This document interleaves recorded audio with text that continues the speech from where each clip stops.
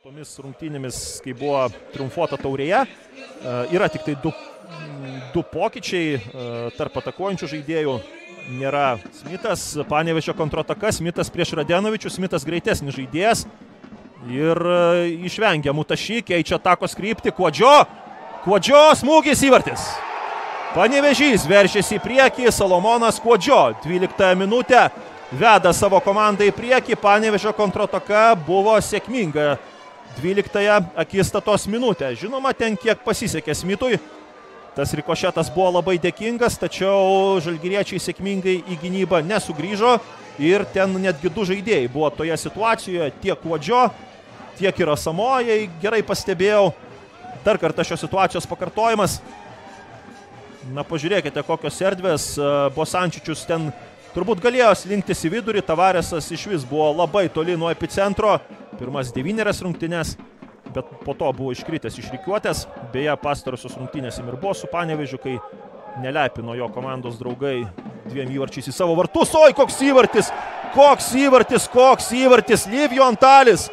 15 minutę, pačiu gražiausiu savo įvarčiu iš tos serijos lygina rezultatą. Čia iš vis kažkokia fantastika, kosmosas, kaip užsuko kamuolį į tolimą į vartų kampą Livio Antalis. Buvo įvarčių ir baudiniais, buvo ir tiesiog tokiais tradiciniais išpildymais baudos aikštelėje, bet čia tikrai fantastika, ką pademonstravo Livio Antalis. Tad 9 rungtynėse iš eilės šis rumūnas pelno ir nesistojant, nebandant grįžti į gynybą net tokiose situacijose, kai oponentai bėga į kontratakas.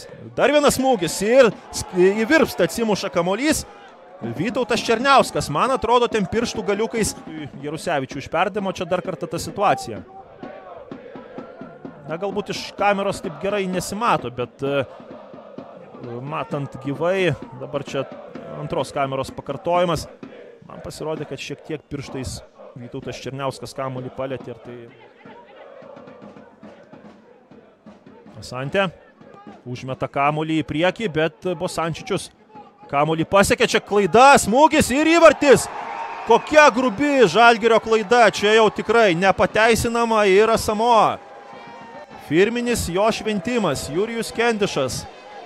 Galva bandė atmesti kamuolį Arpadui Tordajui, tačiau Asamo atsidūrė kamuolio skriejimo trajektorijoje. Dar kartą ši situacija labai grubi, čia veterano klaida, dar kartą šis epizodas.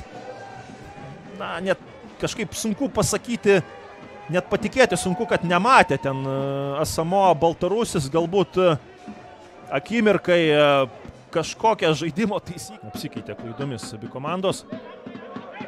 Devega link Smito, Smitas lenktynėse su Radenovičiumi.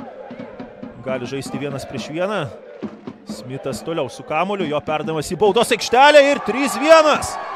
Muša įvartį Panevėžys, Ernestas Veliulis. 52 minutę, Bronius Vaitekūnas šalia vartų, ten kelia ranką į viršų ir tikrai tokia graži Panevėžio ataka. Ir Jagneris Smitas ir antras jo rezultatyvus perdavimas. Dar kartą ši situacija. Žiūrėkime, Ernestas Veliulis kerta už Tavareso nugaros, Tavaresas šiek tiek pavėlavo ir Ernestas Veliulis pelnė pirmą įvartį šios dienos rungtynėse. Dar kartą ši situacija, puikus Smito perdavimas ir taip.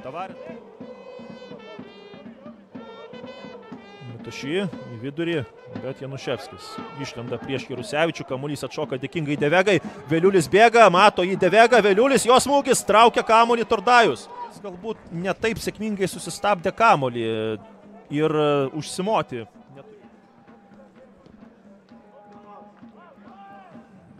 Devega prie kamuolio visgi suspėjo, bet suklydo. Dantė nepasiekė kamuolį, jis atšoka, smūgis ir Černiauskas.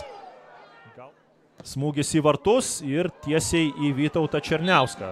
Na ir šios dienos rungtynių pabaiga.